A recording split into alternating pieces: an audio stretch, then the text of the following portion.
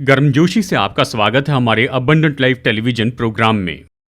कृपया स्क्रीन पर दिया हुआ मेरा ईमेल एड्रेस नोट कीजिए। आपकी ओर से सुनकर मुझे खुशी होगी। प्यारे लोगों, मुझे अपना फीडबैक दीजिए और अपने प्रार्थना निवेदन भेजिए। हमारे पास अद्भुत प्रेयर टीम है जो प्रार्थना करती है। हम आपके लिए प्रार्थना करेंगे और आपको जानकारी देंगे कि हमने आपके लिए प्रार्थना की है। और साथ ही अगर आप मुझे न्योता देना चाहते हैं आपके किसी भी रिवाइवल मीटिंग या रिट्रीट्स जिसमें भी, तो मैं बड़ी खुशी से वहाँ पर आऊँगा। कृपया यहाँ स्क्रीन पर दिए नंबर को नोट कीजिए और इस व्यक्ति से संपर्क कीजिए और इन्हें सारा विवरण दीजिए कि आप कहाँ रहते हैं, आपका चर्च और आपकी सभाओं के बारे में। तो फिर ये जानकारी मेरे पास में आएंगी और मैं इसके लिए प्रार्थना करूँगा। प्रभु जैसे अगुवाई करे, मैं निश्चय ही बड़ी खुशी से आऊँगा और आपकी सभाओं में परमेश्वर का वचन बताऊंगा। चलिए आगे बढ़ते हैं। इस समय मेरे संदेश का शीर्षक यही है, दाऊद परमेश्वर के हृदय का सा मनुष्य। मैं आपके लिए पढ़ रहा हूं प्रेरितों के काम अध्याय 13 वचन 22 से। मुझे एक मनुष्य यीशे का पुत्र दाऊद मेरे मन के अनुसार मिला है। ये बहुत ही अद्भुत वाक्य है जो परमेश्वर दाऊद के बारे में कहते हैं कि वो मेरे मन के अनुसार है। मतलब कि दाऊद हमेशा मेरे हृदय के करीब है। ये कहिए कि राजा दाऊद मेरे हृदय के बहुत करीब है। प्यारे दोस्तों, ये तो बहुत ही महान आशीष है जो हम सब प्राप्त कर सकते हैं। मसीह जीवन में हमें ये निश्चित करना है कि हम सब तो परमेश्वर के हृदय के से मनुष्य हैं। देखिए, दाऊद, उसकी जितनी भी समस्याएं थी और उसने जितनी मुश्किलों का सामना किया और साथ ही उसकी सारी गलतियों के बावजूद भी दाऊद तो बहुतायत से आशीषित था और वो आगे जाकर इस्राएल का सबसे महान राजा बन गया। क्यों? क्योंकि वो परमेश्वर के हृदय का सा मनुष्य था। हमारे साथ भी ऐसे ही है। हमें हमेशा ऐसा कुछ करना है कि हम ऐसे लोग हो जो हमेशा परमेश्वर के हृदय के पीछे हैं।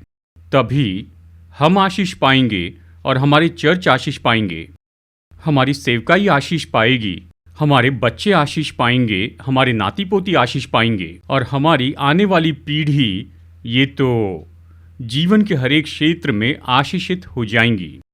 अब हमें इसका निरीक्षण करना चाहिए कि क्यों दाऊद परमेश्वर के हृदय का सा मनुष्य था। मैं आपको इसके 4 महान कारण बताऊंगा।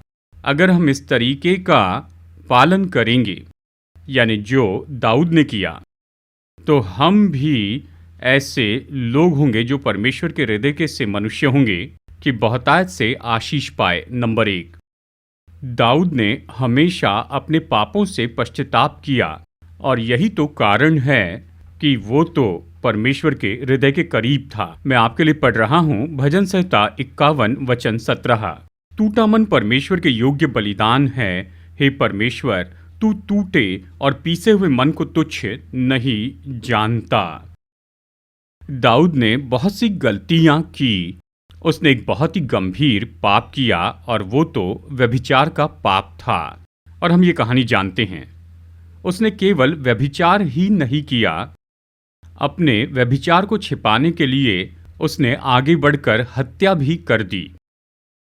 जानते हैं दोस्तों, दाऊद के लिए 1 साल लग गया कि ये जाने कि उसने पाप किया है और उसने ये जाना कि उसे परमेश्वर के पास में आना होगा पश्चाताप के साथ और परमेश्वर से माफ़ी मांगनी होगी।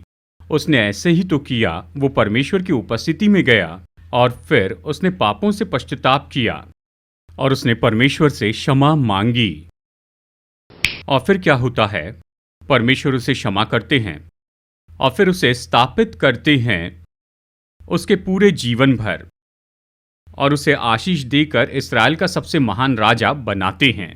यही है पश्चाताप। प्यारे दोस्तों, मसीह जीवन में हम सब गलतियां करते हैं। हम परमेश्वर के विरुद्ध में गलतियां करते हैं, हम अपने परिवार के विरुद्ध में गलतियां करते हैं और साथ ही मनुष्यों के साथ और सारे अलग अलग क्षेत्रों में। लेकिन मसीह जीवन तो ऐसा ही है कि ये हमेशा एक पवित्र जीवन होना चाहिए, एक धर्मी जीवन होना चाहिए। यदि हमने कभी कुछ भी गलत कर दिया है तो बिल्कुल अगले ही पल जो पवित्र आत्मा हमारे अंदर होता है हमें बताता है कि अंगीकार करें, परमेश्वर के पास आएं और पश्चाताप करें और उससे माफी मांगे। हमें यही करना चाहिए।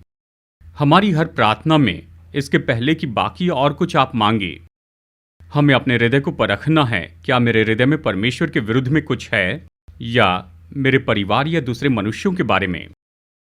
एक ईमानदार हृदय से, टूटे हुए हृदय से हमें पश्चाताप करना है और परमेश्वर से क्षमा मांगनी है। यीशु मसीह में हमारे पास ये अनुग्रह है। यीशु मसीह विश्वास योग्य और धर्मी हैं कि हमारे हर एक पाप को क्षमा करे और हमें शुद्ध करे और हमारी मदद करें कि हम पवित्रता में बढ़ते जाएं। बस यही है। जिसमें भी प्रतिदिन के पश्चाताप की जीवन शैली है वो तो परमेश्वर के हृदय का सा व्यक्ति होगा और परमेश्वर उसे तुच्छ नहीं जानेंगे। इस वचन को देखिए, दाऊद कहता है पश्चाताप करने वाले मनुष्य को परमेश्वर तुच्छ नहीं जानेंगे। और वो कहता है जो मनुष्य पश्चाताप करता है परमेश्वर उसके लिए भलाई करते हैं। साथ ही वो ये कहता है जो पश्चाताप करता है परमेश्वर उसका जीवन उभारेंगे, परिवार, सेवकाई और सब कुछ। ये सारी सच्चाई तो यहाँ पर भजन 51 में है। यही तो बात है दोस्तों। अगर हमें ऐसे लोग होना है कि परमेश्वर के हृदय के से व्यक्ति हैं और हम परमेश्वर के हृदय के बहुत करीब हैं, तो हमें हमेशा प्रतिदिन के पश्चाताप का जीवन जीना होगा। और पश्चाताप का मतलब ये है कि हमें पूरी तरह फिर जाना है उन सारी गलतियों से जो हमने की हैं, क्रूस की सामर्थ के द्वारा और पवित्र आत्मा की सेवकाई के द्वारा। दूसरी बात, दाऊद तो परमेश्वर के हृदय के पीछे था। वो परमेश्वर के हृदय के करीब था क्योंकि उसने हमेशा परमेश्वर की इच्छा पूरी की। आइए इस वचन को फिर से पढ़ते हैं, प्रेरितों के काम 13:22 को। मुझे एक मनुष्य यीशे का पुत्र दाऊद मेरे मन के अनुसार मिल गया है, वही मेरी सारी इच्छा पूरी करेगा। ये बहुत ही महान है ना। दाऊद 17 साल की उम्र में परमेश्वर की इच्छा को पूरी करने लग गया। हम सब ये कहानी जानते हैं जब उसने उस सामर्थी गोलियत को मार दिया जो कि इस्राएल की सेना का सामना कर रहा था, जो परमेश्वर का सामना कर रहा था। तो दाऊद बहुत ही कम उम्र से परमेश्वर की इच्छा को पूरी करने लग गया और फिर उसके बाद वो इस्राएल का राजा बन गया और फिर उसने बहुत से अलग अलग तरीकों से इस्राएल का देश बना दिया।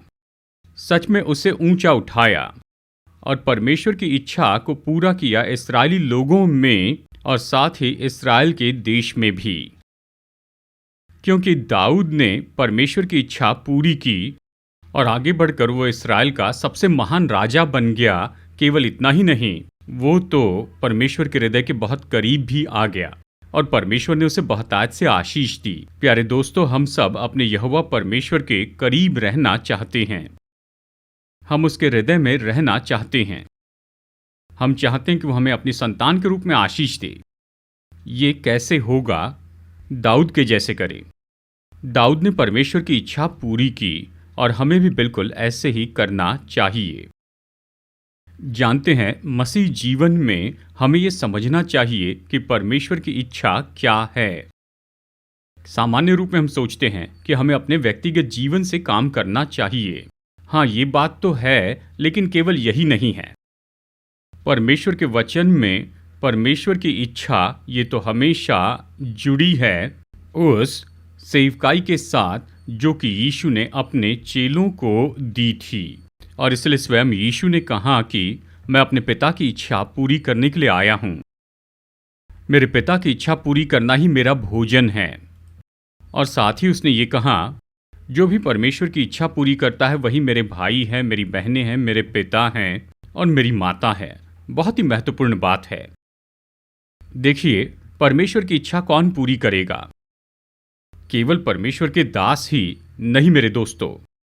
जो भी उद्धार पाए हैं वे सब यीशु के चेले हैं। यीशु के चेले होने के नाते हमें परमेश्वर की इच्छा पूरी करनी चाहिए। मतलब, गौर से सुनिए, यीशु की वो सेवकाई जो परमेश्वर ने हमें दी है। यीशु ने अपने 12 चेलों को किस तरह की सेवकाई दी थी? मैंने इसमें से 6 बताए हैं। आपको बताया है हमें चर्च के रूप में ये 6 सेवकाई करते जाना है।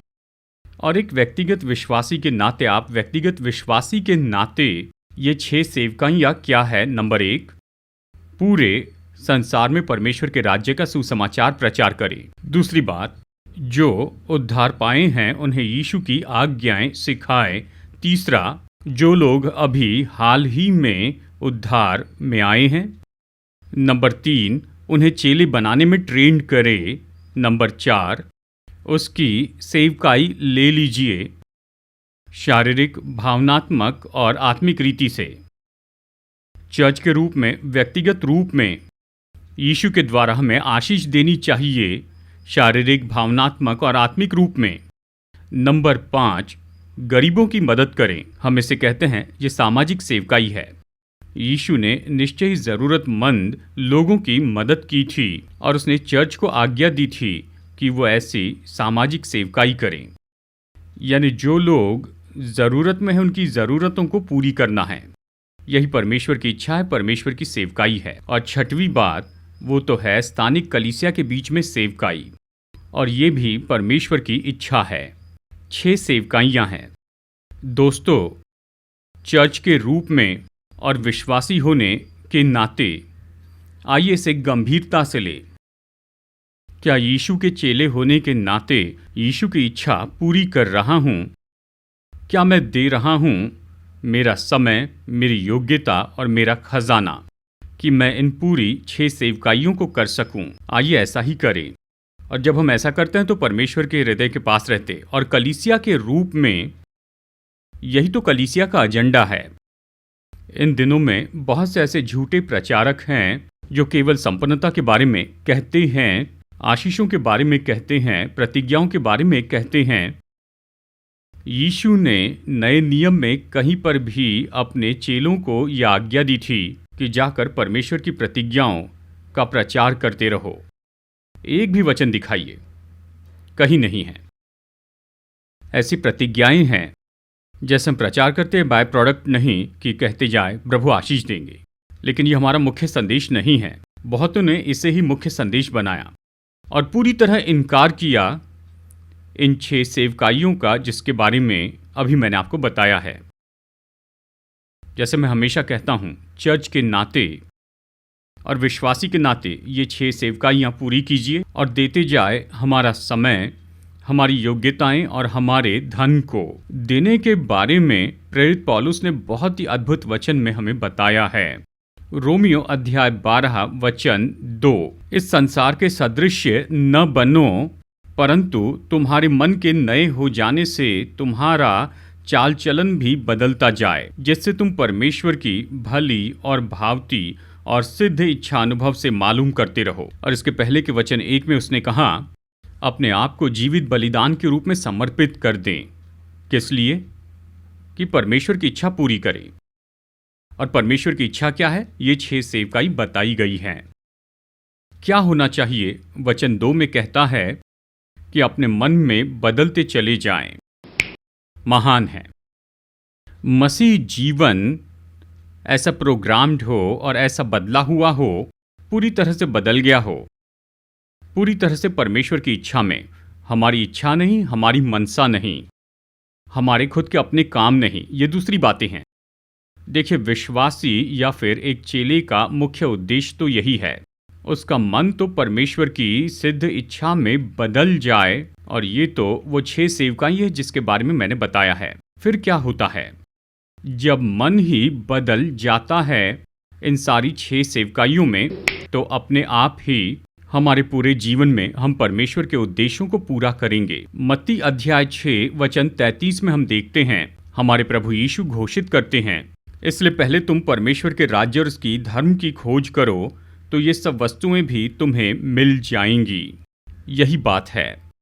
मसीह जीवन में परमेश्वर की इच्छा क्या है? परमेश्वर के राज्य और उसकी धार्मिकता की खोज करना उन सारी 6 सेवकाइयों से संबंधित है जिसके बारे में मैंने बताया। फिर क्या होता है? यीशु यहाँ पर यह कहते हुए प्रतिज्ञा करते हैं कि तुम्हारा स्वर्गीय पिता इस संसार में तुम्हें जो भी आशीष चाहिए वो तुम्हें दे देगा। आपकी शारीरिक आशीषें, आपकी भावनात्मक आशीषें और आपकी आत्मिक आशीषें भी। हमें इस सिद्धांत की खोज करना चाहिए। केवल आशीषों के लिए प्रार्थना न करें, बस ऐसे ही नामधारी प्रतिज्ञाओं में फंस न जाएं जो परमेश्वर के दास देते हैं। वो नहीं आएंगी। वो कब आती हैं? परमेश्वर कब आशीष देते हैं? जब हम परमेश्वर की इच्छा पूरी करते हैं। परमेश्वर के राज्य और उसकी धार्मिकता को खोजना, तब स्वर्गीय पिता हमें ये सारी आशीषें देते हैं। यही तरीका है कि आप एक निर्णय लेंगे अभी इस समय, व्यक्तिगत रूप में समय निकाले कि ये 6 सेवकाई पूरी कर दें। इन 6 सेवकाइयों को पूरा करने के लिए आपकी योग्यता और साथ ही अपना धन भी दें। इन 6 सेवकाइयों को पूरा करने के लिए फिर प्यारे दोस्तों, हम परमेश्वर की इच्छा पूरी करेंगे और फिर क्या होता है? आप और मैं तो इतने करीब होंगे परमेश्वर के हृदय में कि परमेश्वर सारी प्रार्थनाओं का उत्तर देंगे और वो सारी आशीषें देंगे जो हम उससे मांगते हैं। अब हम चर्चा कर रहे हैं कि दाऊद तो परमेश्वर के हृदय में था, जो परमेश्वर के हृदय का सा मनुष्य था। तीसरी बात, दाऊद परमेश्वर के हृदय का सा मनुष्य था क्योंकि वो परमेश्वर के वचन से प्रेम करता था। आइए इन अद्भुत वचनों को गौर से सुनते हैं। भजन संहिता 119 वचन 47 और वचन 48। क्योंकि मैं तेरी आज्ञाओं के कारण सुखी हूँ और मैं उनसे प्रीति रखता हूँ। मैं तेरी आज्ञाओं की ओर जिनसे मैं प्रीति रखता हूँ हाथ फैलाऊंगा और तेरी विधियों पर ध्यान करूंगा। इस तरह ये कहता है दाऊद। वो परमेश्वर के हृदय के इतना निकट क्यों था? क्योंकि वो हमेशा परमेश्वर के वचन से प्रेम रखता था। और जब हम भजन संहिता की किताब पढ़ते हैं तो इसमें से लगभग आधी किताब तो दाऊद ने ही लिखी है और लगभग इनमें से सब के सब परमेश्वर के वचन के बारे में बताते हैं। और भजन 119 तो ये बाइबल का सबसे बड़ा ऐसा अध्याय है और इस पूरे अध्याय का संबंध तो परमेश्वर के वचन के साथ है जिसे दाऊद बहुतायत से प्रेम करता था। प्यारे दोस्तों, यही तो कारण है कि दाऊद परमेश्वर के हृदय के करीब था। ये इतना महत्वपूर्ण क्यों है कि परमेश्वर के वचन से प्रेम करे? इसका सरल कारण है, जब परमेश्वर कुछ कहते हैं और हम उससे प्रेम करते हैं, जब हम उसके पीछे जाते हैं, उसे स्वीकार करते हैं, तो परमेश्वर प्रसन्न होते हैं क्योंकि हम उसके वचन को सुन रहे हैं, क्योंकि हम उसके वचन से प्रेम करते हैं। इस वाक्य को लिखिए, परमेश्वर उनसे प्रेम करते हैं जो उसके वचन से प्रेम रखते हैं। यह बिल्कुल सही है। देखिए, दाऊद, उसमें बहुत से उतार चढ़ाव रहे हैं और वो बहुत ही माहिर था, इस्राएल का सबसे महान राजा था। परंतु परमेश्वर ने दाऊद से इतना प्रेम रखा और उसके जीवन के हर एक भाग में उसने उसकी मदद की और इसीलिए उस प्रेम में दाऊद तो परमेश्वर के हृदय के करीब आ गया। प्यारे दोस्तों, यहाँ उपयोग की बात तो बहुत ही सरल है। हम परमेश्वर की संतान परमेश्वर के वचन से प्रेम रखें। जब हम वचन से प्रेम रखते हैं, हम परमेश्वर के हृदय के इतने करीब आते हैं कि आप और मैं निश्चय ही राजा दाऊद जैसे आशीष पाएंगे। केवल हम ही नहीं, लेकिन पूरी पीढ़ी आशीष पाएंगी। परमेश्वर के वचन से प्रेम रखें। तो चलिए खुद से ये सवाल पूछते हैं, मेरे जीवन में मेरा प्रेम क्या है? मैं अपने जीवन में क्या चाहता हूँ? मुझे किसकी लालसा है? मेरी पहली प्राथमिकता क्या है? जब मैं सुबह उठता हूँ तो क्या ढूंढता हूँ? सुबह जब हम उठते हैं और परमेश्वर के वचन को देखते हैं, यही तो प्राथमिकता है। प्यारे दोस्तों, अब कैसे दाऊद ने परमेश्वर के वचन से प्रेम रखा? देखिए, यहाँ पर 3 महान वचन हैं। उसमें पहला ये है, मैं तेरी आज्ञाओं के कारण सुखी हूँ। दाऊद बहुत ही महान आनंद और खुशी पाता था परमेश्वर की आज्ञाओं के द्वारा। जैसे वो परमेश्वर का वचन पढ़ता और जैसे वो परमेश्वर के वचन में देखता था, परमेश्वर का वचन ही उसकी खुशी थी। हम में से कितने लोग ये कह सकते हैं, सच में हमारे जीवन का आनंद क्या है? ऐसी बहुत सी बातें हैं, लेकिन सकारात्मक बताइए। लेकिन क्या परमेश्वर का वचन हमारी खुशी हो सकता है? जब हम उठते हैं, सुबह सुबह उठते हैं, तो हमारा आनंद क्या है? परमेश्वर का वचन पढ़ना, उसकी आज्ञाओं को सुनना। अब क्यों दाऊद ने कहा, मैं तेरी आज्ञाओं से प्रसन्न हूं? जरा सोचिए। मैं आपको बताऊं, परमेश्वर की हर एक आज्ञा अच्छा जीवन देती है। परमेश्वर की हर एक आज्ञा जीवन का बंडल है। यहाँ इस संसार में मैं इसे बहुतायत का जीवन कहता हूं। हम यही तो चाहते हैं ना, अच्छा जीवन जीना चाहते, शांति और आनंद का जीवन, परिपूर्ण जीवन। हर एक क्षेत्र में कैसे पाते हैं? बाइबल की आज्ञाओं को मानने के द्वारा, और खास करके यीशु मसीह की आज्ञाओं को मानने के द्वारा। और इसलिए यीशु ने कहा, जो वचन मैं तुमसे कहता हूं वो तो जीवन और आत्मा है। मनुष्य केवल रोटी ही से नहीं, लेकिन परमेश्वर के मुख से निकलने वाले हर एक वचन के द्वारा जीवित रहेगा। यीशु की आज्ञाएं, बाइबल की आज्ञाएं, ये केवल हमें गंदगी और पाप से ही नहीं बचाते, संसार की बातों से, लेकिन साथ ही जैसे आप आज्ञा मानते हो तो इस संसार में सबसे उत्तम जीवन देते हैं। हम जिन समस्याओं का सामना करते हैं उसके बावजूद, क्या हम इस तरह से कहें, यीशु मैं सच में आपके वचन में खुश रहता हूं, उससे प्रसन्न रहता हूं। दूसरी बात, दाऊद कहता है, मैं तेरी आज्ञाओं की ओर अपना हाथ उठाऊंगा। मतलब क्या? मैं अपने जीवन में तेरी आज्ञाओं को खोजूंगा। हम जीवन में क्या खोज रहे हैं? हम बहुत सी अच्छी चीजों को खोजते हैं, ठीक है, लेकिन दोस्तों, परमेश्वर की आज्ञाओं को खोजे। इसलिए यीशु ने कहा, पहले परमेश्वर के राज्य और उसकी धार्मिकता की खोज करो, और वही धार्मिकता परमेश्वर की आज्ञा है। तो जब हम खोजते हैं और परमेश्वर के वचन की ओर अपने हाथ उठाते हैं, जब वचन का अनुकरण करते हैं, जब हम वचन सुनते हैं, यह हमारे जीवन में महान काम करते हैं कि हमें बहुतायत से आशीष दे। मैं आपसे ये सवाल पूछता हूं, अगर आप उद्धार पाए व्यक्ति हैं और अगर आप चर्च में जाते हैं, तो क्या आप प्रचार किए गए परमेश्वर के वचन को महत्व दे रहे हैं? क्या आप परमेश्वर के उस वचन को अपने हृदय में रखकर अपने घर ले जा रहे हैं? उस दिन बाकी समय प्रार्थना कर रहे हैं कि जो भी परमेश्वर का वचन दिया गया है, कि यीशु उसे आपके हृदय में और आपके जीवन में पूरा करे। ऐसा कीजिए, तो फिर क्या होगा? हम परमेश्वर के हृदय के बहुत करीब रहेंगे। फिर दाऊद ने एक और बात कही है, उसने कहा, तेरी विधियों पर ध्यान करूंगा। वाह, ये बहुत महत्वपूर्ण है। तो दोस्तों, क्या हम ऐसा ही कर रहे हैं? जब सुबह हम उठते हैं, क्या हम वचन पढ़ रहे हैं और वचन पर मनन कर रहे हैं? ये दो अलग बातें हैं। हम बस पढ़कर चले जाते हैं, नहीं। अगर आप केवल 2 वचन पढ़े तो भी उस पर मनन करें, मतलब अर्थ समझने की कोशिश करें, इसको जांचें, इसे खोजें, मनन करें, तो आप महान बातों को आते देखेंगे। जब हम ऐसा करेंगे तो हम परमेश्वर के हृदय के से व्यक्ति होंगे, और हम और हमारा परिवार बहुतायत से आशीष पाएगा। और चौथी बात, दाऊद परमेश्वर के हृदय का सा मनुष्य था, क्योंकि उसने उनके साथ भलाई की जिन्होंने उसके साथ भलाई की थी। मैं पढ़ रहा हूँ 2 शमूएल अध्याय 9 वचन 1। दाऊद ने पूछा, क्या शाऊल के घराने में से कोई अब तक बचा है जिसको मैं योनातान के कारण प्रीति दिखाऊं? ये बहुत ही अद्भुत बात है। शाऊल और योनातान तो बाप और बेटे थे, और वो मर गए और दाऊद बढ़ते गया। और कुछ समय के बाद दाऊद ये पूछता है, क्या शाऊल के घराने में से कोई अब तक बचा है जिस पर मैं योनातान के कारण भलाई करूं?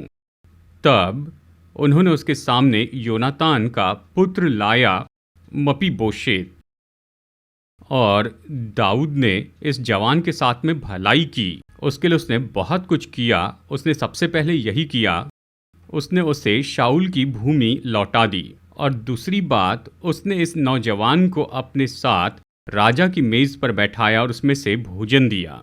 और तीसरी बात, केवल एक दिन नहीं लेकिन उसके पूरे जीवन भर और यहाँ तक कि उसने अपने दासों को और सहायकों को इस जवान का सहायक बना दिया। जिन्होंने उसकी भलाई की, उनके साथ उसने भलाई की। इसलिए दाऊद परमेश्वर के हृदय का सा मनुष्य था। हाँ प्यारे दोस्तों, हमारे जीवन में बहुतों ने हमारे साथ भलाई की है और वो चले गए हैं, लेकिन क्या हम उनके परिवारों को याद करते हैं? क्या हम उनके बच्चों को स्मरण करते हैं? यदि वो किसी ज़रूरत में है, कमी घटी में हैं, क्या हम दाऊद के जैसे उनकी मदद कर रहे हैं? हाँ, जब हम उनके लिए भला करते हैं जिन्होंने हमारे लिए भलाई की है, तो हम परमेश्वर के हृदय के जैसे होंगे और प्रभु हमें आशीष देंगे। लेकिन हमें यहाँ भी ये बात बतानी होगी कि हमें केवल जो हमारे साथ भलाई करते हैं उन्हीं के लिए भलाई नहीं करनी है, लेकिन हमें उनके लिए भी भलाई करनी है, उन सब के लिए जिन्होंने हमारे साथ भलाई नहीं की है। मपीबोशेत तो एक लंगड़ा व्यक्ति था, अच्छे से चल नहीं पाता, लेकिन दाऊद ने उससे अपने ही घर में लाया और उसके पूरे जीवन भर उसे आशीष दी, क्योंकि उसने इस लंगड़े बच्चे की परवाह की। इसलिए दाऊद परमेश्वर के हृदय का सा व्यक्ति था और उसे बहुतायत से आशीष मिली। तो आइए हम भी ऐसे ही करें कि जिन लोगों ने हमसे भलाई की है उनके लिए भी भलाई करे और उनके लिए भी भलाई करे जिन्होंने हमारे साथ भलाई नहीं की है। प्रभु आशीष दे। आइए प्रार्थना करते हैं। अनुग्रहकारी स्वर्गीय पिता परमेश्वर, आपके वचन के लिए धन्यवाद देते हैं। राजा दाऊद का ये अद्भुत उदाहरण है कि वो आपके हृदय का सा मनुष्य था और इसीलिए प्रभु आपने उसे आशीष दी। वो तो पश्चाताप का जीवन जिया, उसने आपकी इच्छा पूरी की है, उसने आपकी इच्छा को पसंद किया और उनके लिए भी भलाई की जिन्होंने उसकी भलाई की थी। ऐसे करने में मदद कीजिए और मदद कीजिए कि हम आपके हृदय के से मनुष्य हो जाएं, कि दाऊद के जैसे आशीष पाए हमारे व्यक्तिगत जीवन में, हमारे परिवारों में और हमारी सेवकाई में, और हमारे बच्चों और आने वाली पीढ़ियों में भी पाए। यीशु के नाम में प्रार्थना करते हैं, आमीन। दोस्तों, मैं भरोसा करता हूं कि जो संदेश मैं आपको दे रहा हूं यह आपके लिए आशीष है। मैं आपको न्योता देता हूं कि इस टेलीविजन सेवकाई में मेरे पार्टनर बन जाइए। अभी इस समय मैं दे रहा हूं परमेश्वर के वचन से मसीह विश्वासियों को संदेश दे रहा हूं 4 भाषाओं में, हिंदी, मलयालम, तेलुगु और इंग्लिश में। और इसमें बहुत ज़्यादा खर्चा तो जुड़ा है और लाखों लोग इन संदेशों को सुन रहे हैं और बहुतायत से आशीष पा रहे हैं और परमेश्वर के वचन से अद्भुत सच्चाइयों को प्राप्त कर रहे हैं। मैं आपको न्योता देता हूं कि मेरे साथ पार्टनर बनिए। आप लोग जो सहयोग राशि भेजना चाहते हैं, कृपया इस QR कोड को नोट कीजिए, इसे अपने सेल फोन पर स्कैन कीजिए और आप बड़ी आसानी से अपने डोनेशन भेज सकते हैं। साथ ही ये गूगल पे नंबर नोट कीजिए और आप अपने डोनेशंस भेज सकते हैं गूगल पे के द्वारा या पेमेंट के दूसरे तरीकों के द्वारा। और साथ ही अगर आप मनी ऑर्डर भेजना चाहते हैं या चेक के द्वारा, तो कृपया स्क्रीन पर दिए हुए इस एड्रेस को नोट कीजिए। अगर आप में से कोई एक प्रोग्राम का स्पॉन्सर बनना चाहता है तो नोट कीजिए स्क्रीन पर आने वाले इन नंबरों को और आप इन पर फ़ोन कीजिए और हमारा ऑफिस आपको निर्देश देंगे कि आप किस तरह से एक प्रोग्राम के स्पॉन्सर हो सकते हैं। मैं आपके प्रत्युत्तर की राह देख रहा हूं प्यारे दोस्तों। तो आइए अभी सिर झुकाते हैं बेनेडिक्शन के लिए। अब हमारे प्रभु यीशु मसीह का अनुग्रह, पिता परमेश्वर का प्रेम और पवित्र आत्मा की संगति हमारे साथ बनी रहे, हमारे परिवार में, हमारी सेवकाई में, अब से युगानुयुग तक। आमीन।